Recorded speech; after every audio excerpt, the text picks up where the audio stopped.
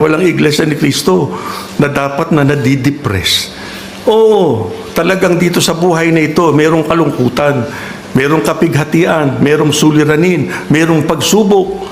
Pero pagka ang Diyos nakasama natin sa ating buhay, pinatunayan natin sa Diyos ang taas ng kalidad ng ating pananampalataya, hindi natin pinayagang tayo ay bumitiw sa ating paglilingkod sa Kanya, masasabi rin natin yung sinabi ng lingkod ng Diyos, kumalma ka na, huminahon ka na, sapagkat pasasaganain ka ng Panginoon sa lahat ng mga pagpapala.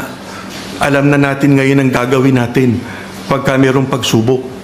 Hindi tayo dapat sumuko, hindi tayo dapat mawala ng pag-asa, lalong hindi tayo dapat humiwalay.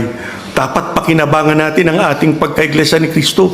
Sa paano pong paraan? Huwag tayong tumigil sa ating pagsamba. Lalo nating isagawa ang ating pagsamba.